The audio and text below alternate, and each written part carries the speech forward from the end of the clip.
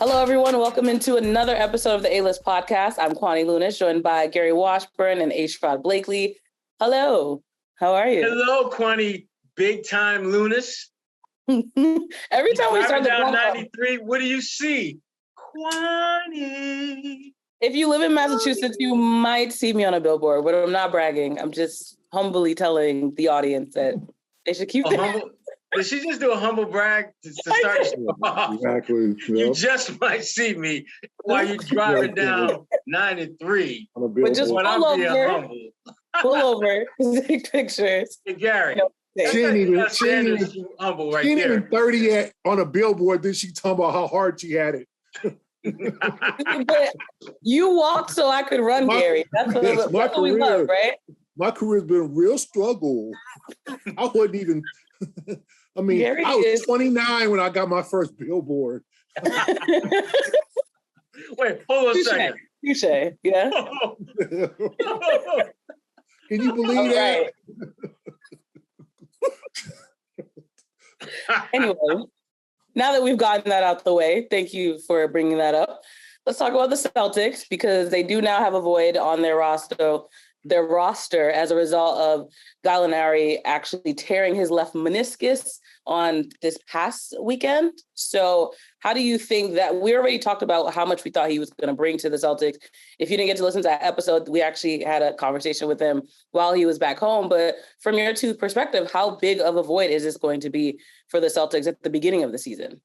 Well, that's the thing. I mean, I still think they're going to be a good team and they'll find ways to win. And it's not like this is going to be the end of the world for them. But, you know, when you listen to Grant Williams, you listen to Jason Tatum, you listen to all the guys, including Ime, including Brad, they've all talked about the importance of getting off to a good start. And having Galinari, I thought, was going to make that process a lot easier for them, because the one thing that when you look at that team from a year ago that they really never had with any type of consistency was a guy coming off the bench who could be a stretch big. Grant Williams sort of kind of was that guy, but not really, because being 6'6", 6'7", you're not really a big. Gallinari is a legit 6'10", can stretch the floor, has been a career high 30s, low 40% three-point shooter. And so not having him around, it certainly makes things a bit more complicated. But I think if you're the Boston Celtics, you'd much rather this happen now, before you even get to training camp, than to have this happen while you're in season or God forbid, near the end of the season. So, if you're the Celtics, you just be glad that if you're dealing with this type of adversity before the season starts, as opposed to when you're in the grind of the season. Yeah, the season doesn't start for another 2 months. Hopefully he'll be healed up. And I think they'll take the cautious approach because he's 34 years old. They're not going to bring him back in a hurry. But I do think that this brings kind of a sense of urgency to maybe adding another player to the roster.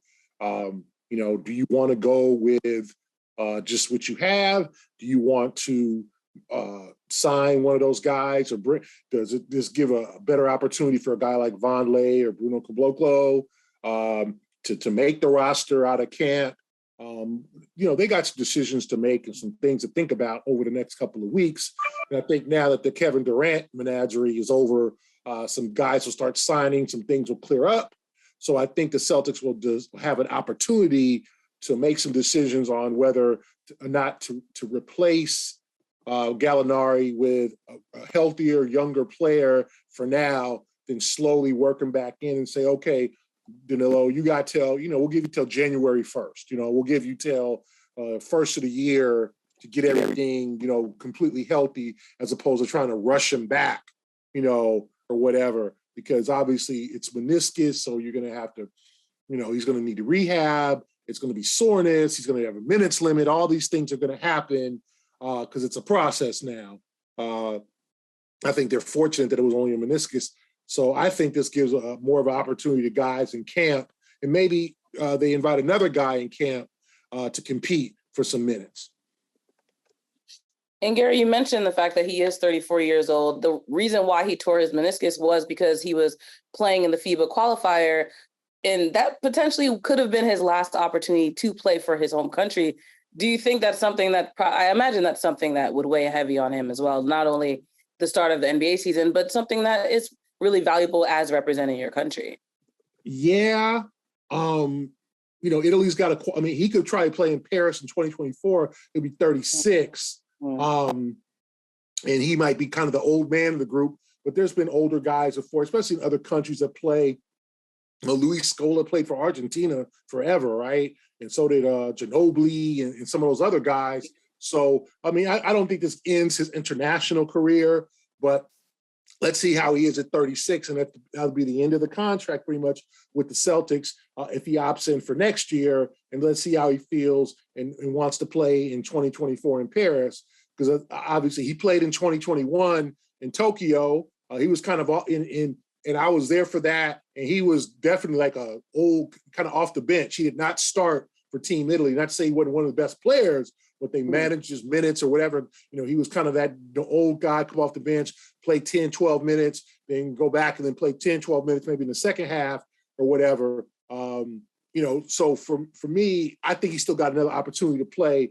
Obviously not this FIBA time, but if Italy qualifies for the Olympics, and it's going to be hard. I mean, Canada's coming for a spot.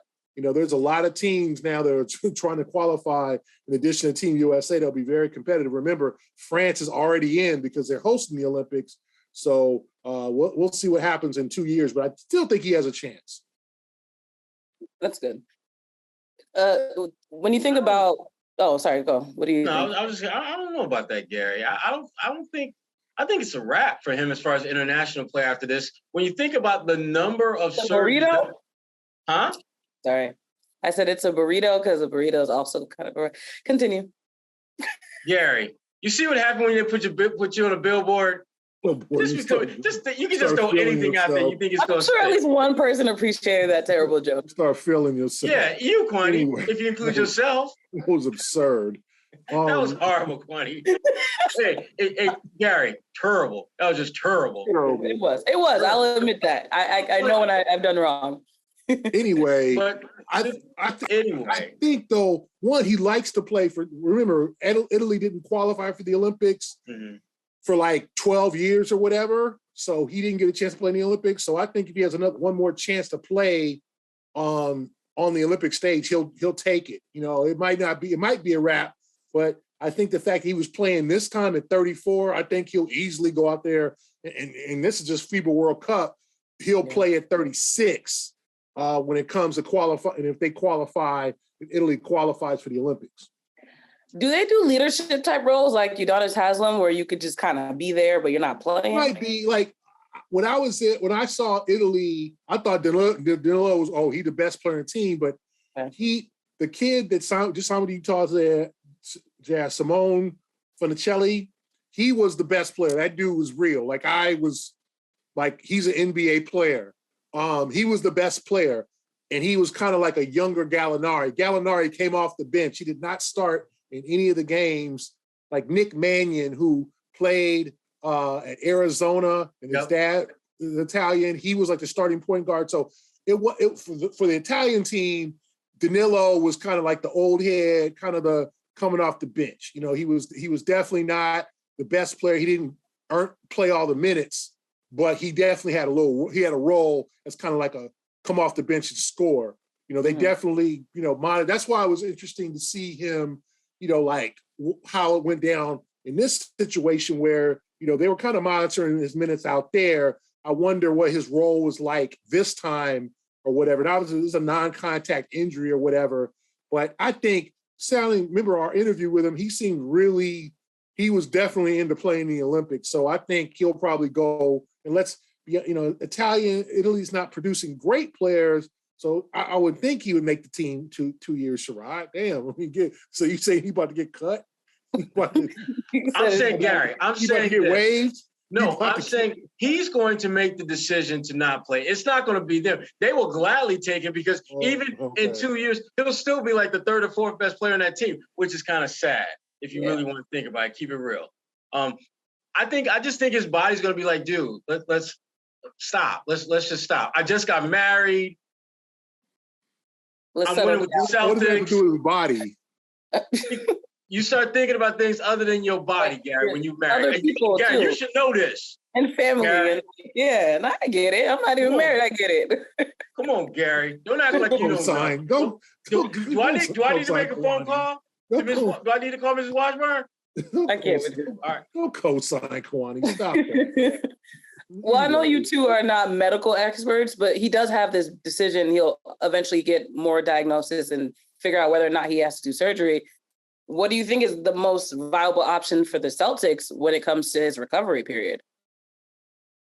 This is tough. I mean, because the one thing, the problem that I have is that we don't know whether it was, well, actually, the fact that they're saying that he can be back in a couple of months lets us know that it wasn't a full tear. Because if it was a full tear, he's probably looking at like, Colin Sexton time out or Wiseman, some of those other cats who missed extended periods of time with their injuries. So it sounds from all the information that we have so far, and again, we don't have a ton, but it sounds like it was a partial tear, similar to what Robert Williams had when he suffered his partial tear near the end of last season and was able to come back in actually 3.5 weeks. They listed him as 4 to 6 weeks. Robert was back in like 3.5. Yeah. I don't think that and I agree with Gary on the fact that they will not rush him back simply because they don't need to. The reason they went out and got him is because they want him to be part of their playoff run, part of that group that can propel them to 2 more wins in the playoffs than they got this past season.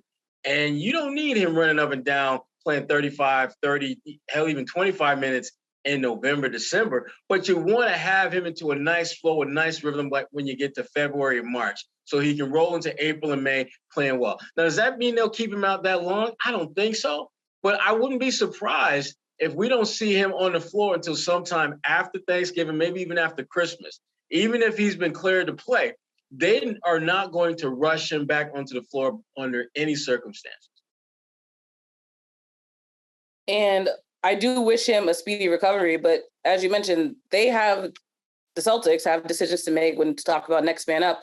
But if you're looking for the next man up for your business, then Indeed is the best place for you to go. Because when come back, Billboard Kwani.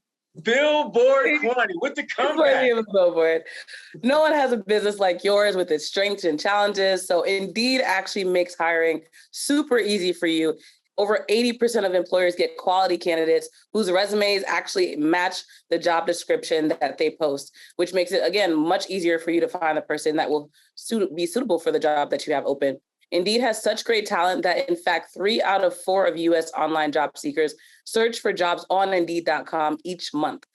Even better, Indeed is the only job site where you can only pay for applications that match the job that you're looking for. So it's super easy to join. And especially because we've actually gotten you a discount. So all you have to do is go to Indeed.com/A-list. You'll get a $75 sponsored job credit towards that first posting, which again will attract the best candidates for your job. Indeed.com/A-list. Need to hire, you need Indeed. Well done, Connie. Well done. I don't care what Gary Washburn said. That was well done. I appreciate it. But again, not to be corny, but we do need to talk about who is going to fill the void of Galinari. From your perspective, who do you think can not obviously replace him, but fit into that role for the Celtics? Grant Williams is the answer to everything now. See your boy Grant Williams. He's gonna. Well, this is the thing about Grant Williams. He was going to be in a really weird spot this season because he's done enough, I think, to warrant more playing time. But they just brought in a guy in Danilo Gallinari who, if we're being honest and real, is better. He's a better player, even at his age. Obviously, now that he's hurt, not so much. That's going to be Grant's opportunity to prove that the play that we saw for pretty long stretches last season wasn't a fluke. Remember, Grant was flirting with being a 50-40-90 guy for a few weeks during the season, which I think for those of us who saw him miss 25 consecutive threes, there's no way in hell we would have thought that Grant would ever be flirting with a 50-40-90. Forget about, have a 50-40-90 week would have been progress. But give Grant credit. He's put in the work and he's positioned himself to where he has to stay ready for his opportunity. And I think he's going to get that opportunity sooner rather than later. Because one of the things that I've found with teams that have positioned themselves to win championships that I've covered in the past is that there's a different kind of trust factor that that core group has with one another.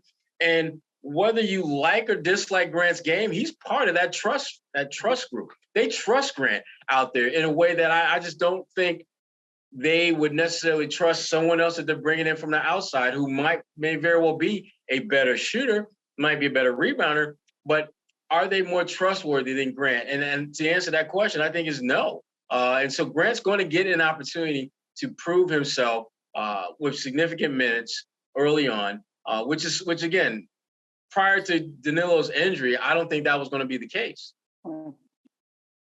Yeah, I think Grant has an opportunity. I mean, I think he played as many minutes as he did last year and serve the same role. I think they might mix and match Al Horford a little bit, see what happens with him, depending his condition when he gets into camp.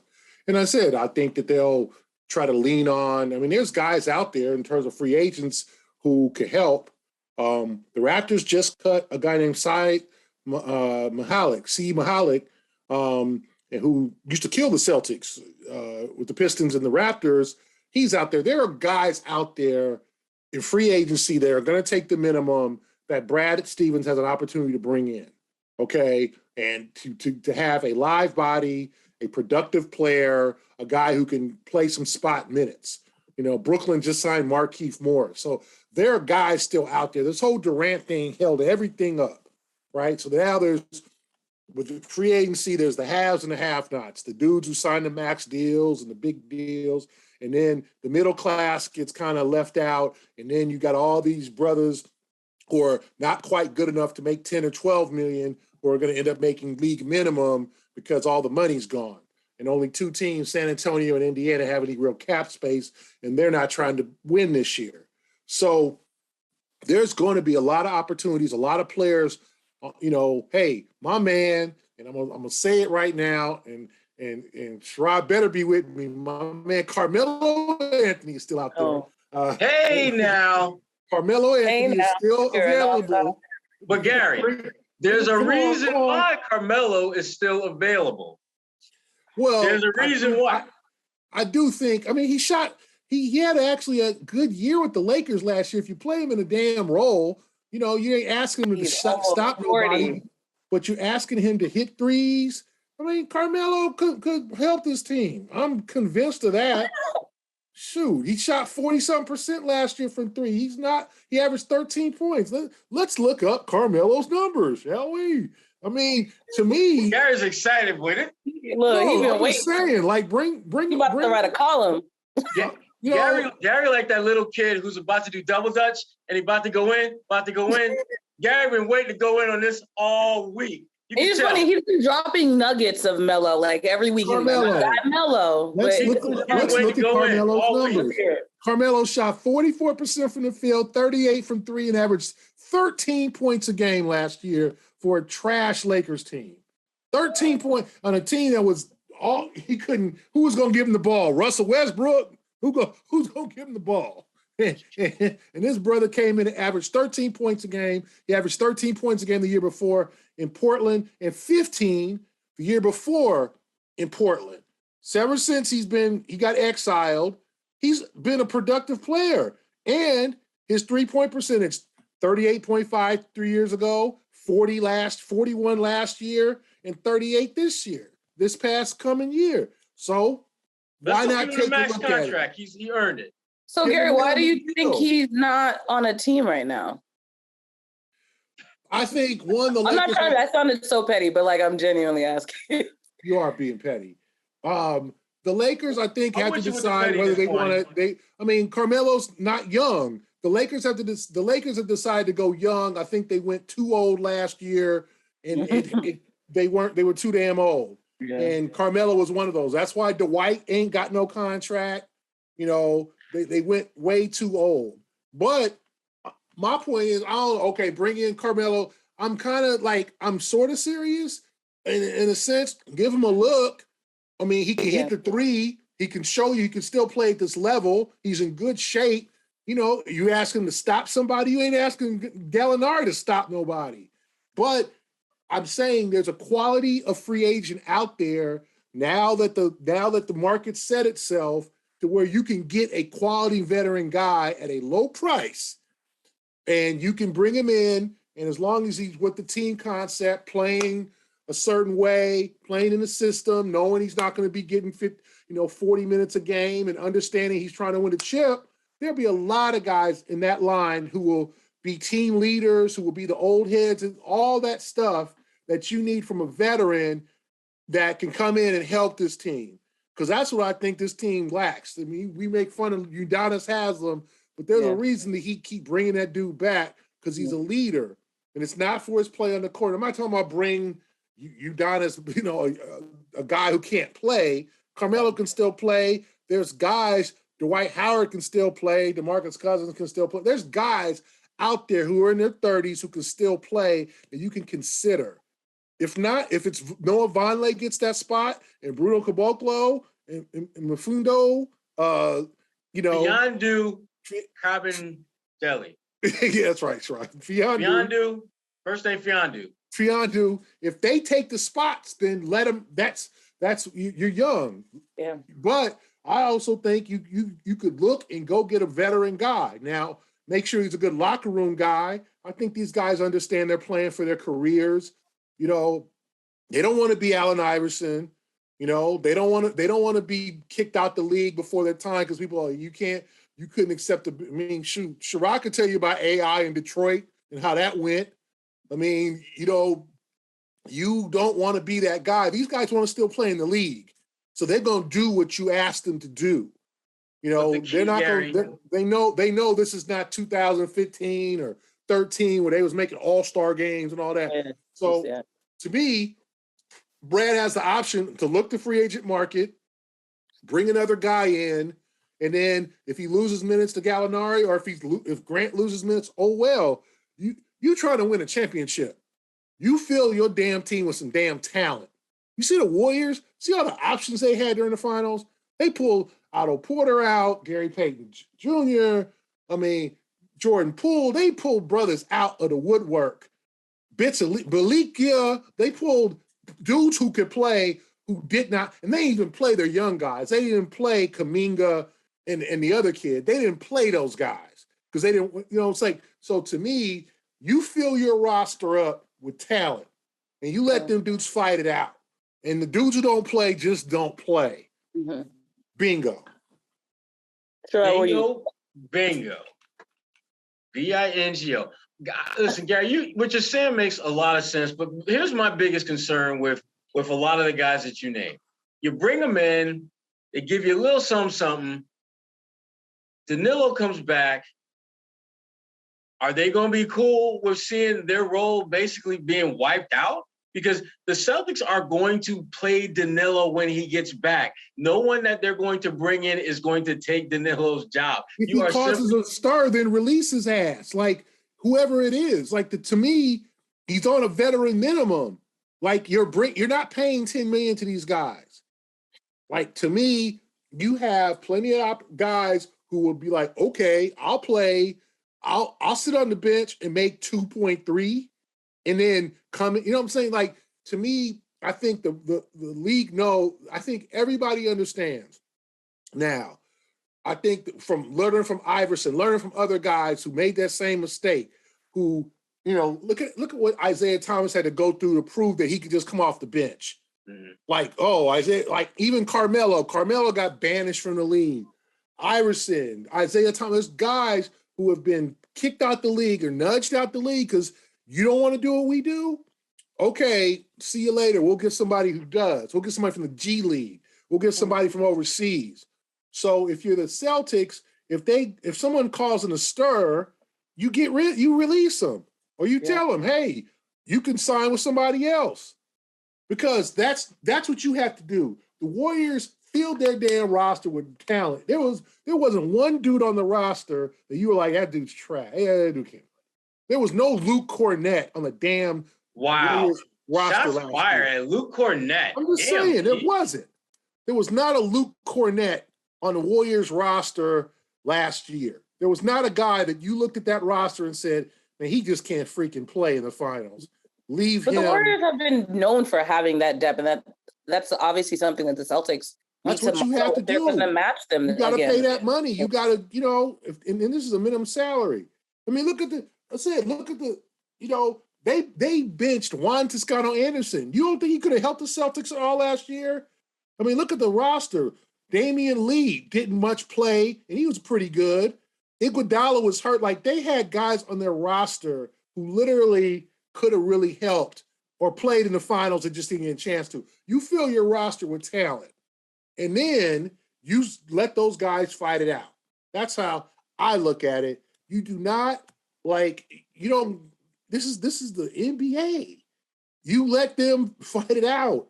If they're not happy or whatever it is, then you get rid of them and you talk to them and make sure that they fall in line. Fair point. I'm gonna let you go, G. Because you got on that Motown t-shirt, so I'm gonna let you slide. What you slide? Just because of the t-shirt. We talked about some temporary fixes for Galinari, but what about some long-term fixes? Where do you guys think those will come from? Here's the thing about the Celtics and what they need to do. As much as I think that they've added really good talent in the offseason, I still feel that they don't have like that one rugged, tough, thuggish dude that when he get in the game, nobody want that smoke. Or they want that smoke, but they don't want too much of that smoke. I've always been a Demarcus Cousins fan because Demarcus, he's at that point in his career where it's like he literally don't care what you think. And if you thought he didn't care when he was balling, now when his game ain't what it used to be, he really, really don't care what you think of him. He has no choice at this point but to be about trying to help his team win. The challenge with him, though, is that he can be tough to deal with. He can be tough to harness. But I like Ime's chances. Against DeMarcus. He's one of the few coaches who I think could handle a personality like DeMarcus. Yeah, because to Gary's point, you need someone that is a locker room guy, and his reputation has not been considered to be a locker room guy. And I just think he's different enough from Gallinari that there's certain things that they obviously can do that are similar. He's not nearly as good a shooter from the perimeter, but he does give you a different kind of toughness, a different kind of physicality that, again, you don't need him to be out there playing you 15, 20, 25 minutes a night. If he can give you 10 decent minutes, that's all you really need from him. Mm-hmm. Similar to Carmelo. Sorry. Gary, I mean, I think like Sherrod said, I thought you were saying Sherrod. I'm like, I don't know about that. I can give you 5. He said, put me in, coach. I got 5 in me. I think they do need that's 5 free throws. They do need some toughness on the roster. I think they do need another veteran on the roster. I think that to kind of run it back, and I said, we'll see what Brogdon brings in terms of leadership, how him and Marcus get along. But I do think they need another old head. I just think that's what they lacked. Last year, I said, if you want to look at the Warriors as an example, Warriors had Iguodala. He didn't play much. He's aging, but they had him on that team for a reason. You got to use your the Celtics ran out there, guys that who was who were the guys at the end of the bench last year? Peyton Pritchard, my guy. No, not Peyton Pritchard. He actually played in games. The camaraderie guy. Yeah. His name. Did she just say the camaraderie guy? The camaraderie. The one that was cheesing on the bench and he was bringing the energy. This is so terrible. Malik Fitz, Keelan Martin. His name. I ain't helping y'all nut. Nick Stauskas. They had guys.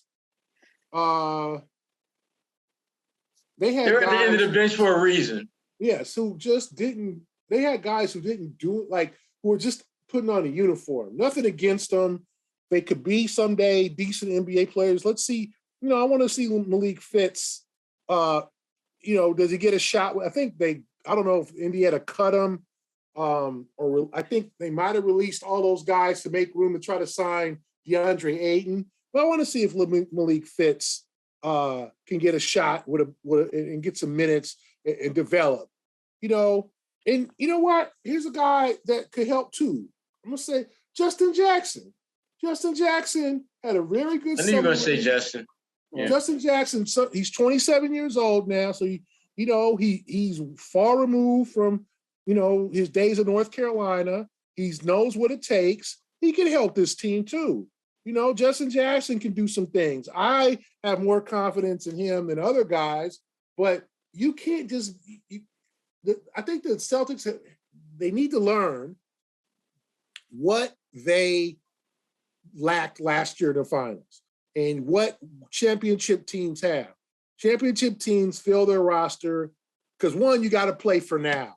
Unless you got some real prospects, some form from number one, like the kid from Alabama, right? Davis.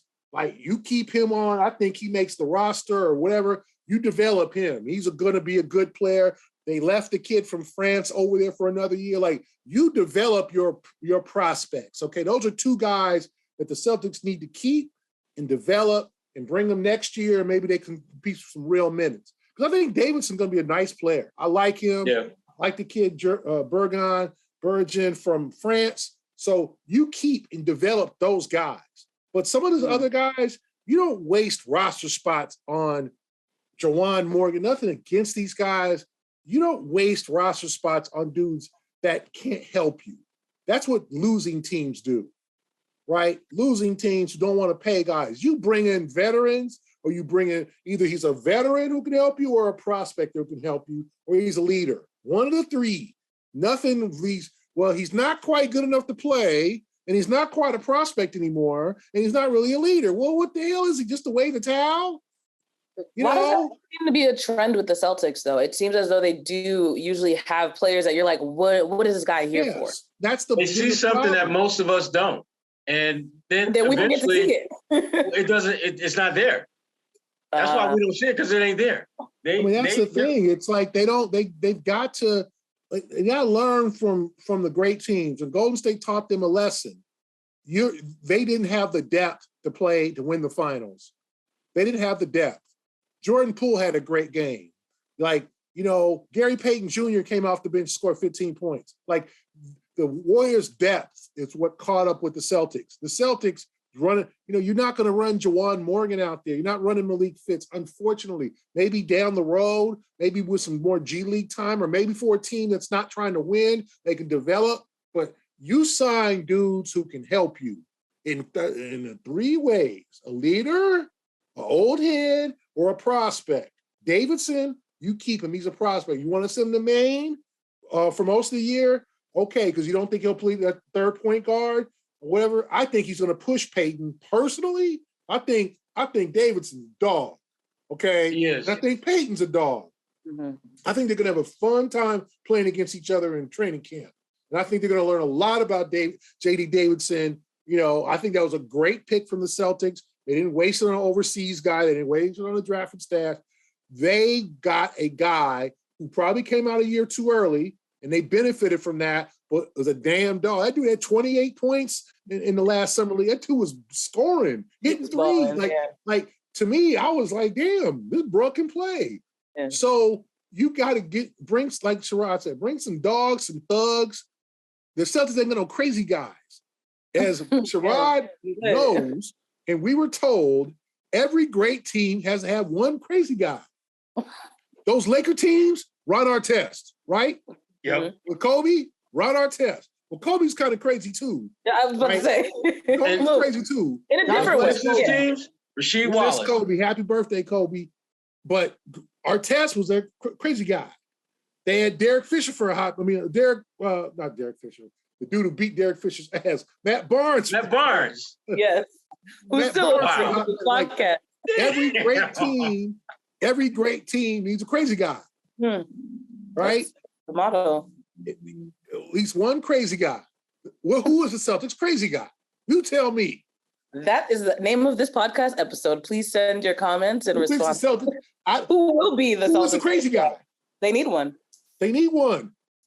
Who's a dude who's not quite right? Who can't get right? From one of my favorite movies, Life. Can't get right. Who can't get right? Well, that's a mic drop to me. I think that's something that we can all think about for the next week. Marinate. No, we gotta figure it out. No, Kwani, who's that crazy guy? Send this to the Celtics. Let's get your Send thoughts. Brad Stevens. Billboard lady. Who do you think they should sign? I don't know who's crazy. Like, I need to figure that out now. That's why I said let's let it marinate. Play hard, Kwani. Both teams play hard. Make misleading. Before we go, once again, some love to Indeed.com. Of course, you can use that promo website, Indeed.com/A-list. Sherrod and Gary, do you two have anything that you want to promote? The Boston Globe? I just want to promote the billboard that's on 93. Kwani, can you show the picture of us to our adoring fans?